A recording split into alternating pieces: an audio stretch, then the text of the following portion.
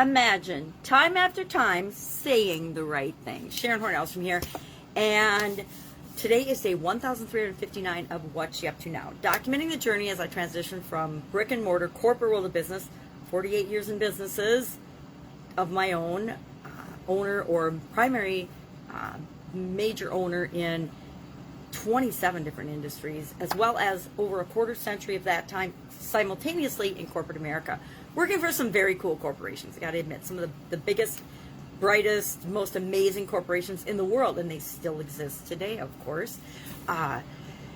So transitioned to the online world in 2017. Didn't really transition. I pretty much cut off ties as part of my divorce, had to separate and get rid of all the businesses I had been doing with my ex-husband. So it gave me the opportunity to decide, well, what do I want to do now? I was old enough to retire, I suppose. I didn't really want to. I didn't really want to be done. And I've always been curious about the online world, the internet, since its inception, which has happened, of course, during my lifetime, actually during my grown-up lifetime. And I wanted to explore it. I wanted to figure out what was it about and how could I be a part of that? How could I hop on and what could I do? What would be interesting to do in the online world? So I've been exploring that for the last couple of years. And some of the things that I do nowadays, besides consulting and coaching business owners and helping them to decide and determine how to use the internet to best serve them and the people that they serve, I create a couple of pieces of content every day, and they are, number one, a piece called Supersize Your Business, where I discuss an idiom every day, which I kind of discovered by accident when I was moving as something to do, and I decided I liked doing it. It gave me the opportunity to think about what things mean, because what things mean and what we say and how we describe things, it has a huge impact on ourselves as well as on other people. And so I just keep sharing these idioms. And right now in the month of October, we are doing idioms related to time. So today was time after time. Time after time, what do we do to supersize and grow our business? Time after time, what do we want to do to supersize and grow our business? And do we notice patterns in our behavior, both good and bad, that are helping us to move toward what we want or helping us move away from what we want? And then I shared my top 3 pieces of advice or things that I would say we should do time after time in order to supersize or grow our business. And I shared a bonus one of be you, be yourself, be who you really truly are, because that shines through no matter what. And when you do that, there's no competition. That was a bonus one. And then my 3 were know what it is that you want so you can communicate that to other people. Really be clear on that. Continuously improve, meaning learn from your mistakes, because you're going to make mistakes. And always be seeking to improve and become a better version of yourself as well as your business. And finally, if you give value and serve other people, you will never be hurting for business and for livelihood and for the things that it is that you want in your life. So that was our Supersize Your Business today.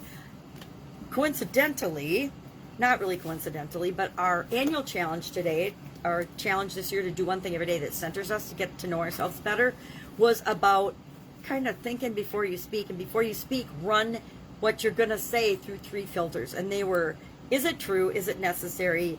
Is it kind? And I added, because you know me, I got to add stuff. I added, is it important or urgent?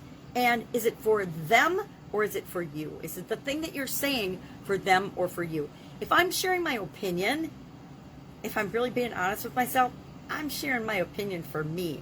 I'm not really sharing it to benefit anybody else or to benefit other people. I'm sharing it maybe to get it off my chest, or to feed my ego, or whatever, or to just dominate or control, or whatever I might be thinking at the time.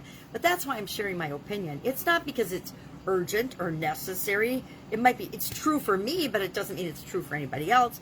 And it's usually kind, but not always, right? Sometimes people say the truth hurts. Well, I think if you're saying that something that hurts, the truth hurts, then you're saying that for you, not necessarily for the other person, right? So I think if we speak from who we are and we keep those gates in mind, I think we will always serve ourselves and others well. And then our Get Up and Go challenge today was one of my favorite days, actually, using the imaginary friend exercise. Now, imaginary friend exercise is very personal to me, I guess because I've used it since I was a teenager and kind of made it up by accident.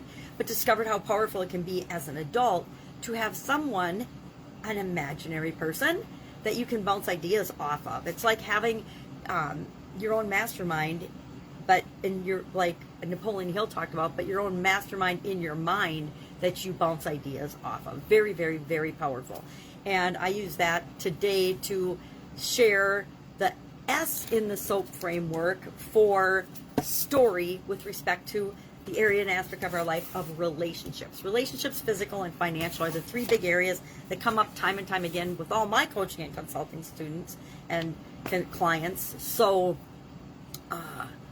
it just seems appropriate to cover physical, relationships, and financial as the three ones that I break the SOAP framework down day by day, SOAP, and we go through and add tools for each day to help break down that area and aspect of our life so we can practice during the 30-day challenge. So after the challenge, people can easily and automatically do it themselves. They don't need help. They don't need additional coaching. They don't need a high-ticket coaching program to do it. They can do it. It's about getting the transformation and really, really helping people to automatically create a framework that they can use from now on, from after the 30-day challenge on, to create the life that they want, to deal with and handle any kind of change or challenge or obstacle or setback or stumbling block or problem that comes their way. They're guaranteed to have better results than had they not had a framework. We're just doing it the old-fashioned usual way, where we just, something happens and we react to it. This way, something happens, we have a process that we put in our subconscious, we automatically go through, and then it guarantees that we will pick a better option, have a better outcome and result than before. All right, so that's a Get Up and Go challenge. Working on some other projects, but I did hear my granddaughter wake up, so I'm going to cut this short and say that's a relationship I always want to work on. Have an awesome day. If I can help you in any way, if you have any questions, ask. Otherwise, I'll be with you tomorrow. Have a great day.